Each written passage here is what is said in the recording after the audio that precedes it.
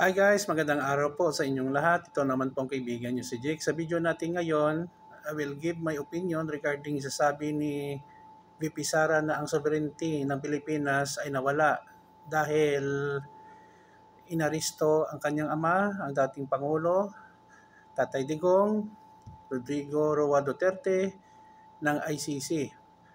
At inalaw ng government natin na aristohin at ipadala doon sa Hague, Netherlands. Before tayo guys magsimula, magpapasalamat muna po ako sa lahat ng mga viewers, silent viewers at supporters sa channel ko. Maraming salamat po sa inyong walang sawang panonood at suporta. Kung bago lang kayo sa channel ko at gusto nyo ang video na ito, paki-like lang po, share, and huwag kalimutang ma-subscribe. Sa totoo lang guys, nang pinapayagan ni Tatay Digong ang mga Chinese vessel, inaharas ang ating kawawa mga fisherman, nilulusob ang Philippine Seas na sakop ng Pilipinas, wala daw na-violate na sovereignty ang China. Wala. Kakampi siya ng China. Sinisira ng Chinese Coast Guard ang ating mga barko na dumadala ng mga pagkain sa ating mga troops sa West Philippine Sea. Okay lang.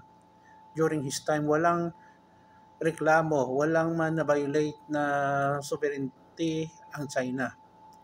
Sa ngayon, naaresto si Tatay Digong ng Interpol at pinalala doon sa Hague, Netherlands. Nandoon na nga, mamaya may first appearance sa doon, ay sabi ng kanyang kakampi, Senator Bato, especially ang kanyang anak, VP Sara, na na-violate daw ang sovereignty ng Pilipinas kasi isinuko sa banyagang korte ang kanyang ama.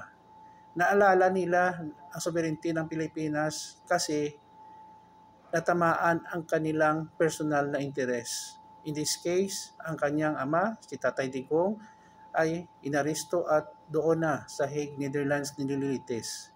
Anong ibig sabihin nito? Kung pabor sa kanila, walang may na-violate, no? Especially ang China. Kung hindi pabor, may na-violate.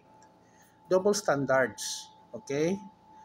So, alam naman natin nga kung dito sa Pilipinas, ililitis si Tatay Digong, napakapalpak ang judicial system natin dito. Walang hustisya kung malakas ka, may kilala ka, mayaman ka. Pero kung ordinaryong Pilipino ka na walang pera, mahirap, nako, pupunta ka talaga sa kukulungan, mabilis ang trial sa'yo. So, ano ba to? Ang ibig sabihin, basta sa kanila, okay, walang sovereignty na na-violate ang ibang bansa, especially ang China. Pero kung hindi pabor sa kanila, may na-violate na daw. Kayo na lang guys, mag-analyze kung ano talaga ang kanilang gustong mangyari. Basta tayo, huwag tayo makikilahok sa mga bagay na hindi maganda, like tinatawag nila na people power. Hindi na yun uubra sa panahon ngayon. Kasi alam naman natin na ang kaso ni Tatay Digong is more on criminal case. Hindi naman to rebellion dito sa Pilipinas. So, ilagay natin sa tamang lugar ang ating sarili at tulungan natin ang ating gobyerno. Yun lang po guys. Maraming salamat po sa inyong panonood. Please like, share, and huwag kalimutang mag-subscribe sa channel ko. Ingat po tayo. Ito naman pong kaibigan nyo si Jake. Paalam!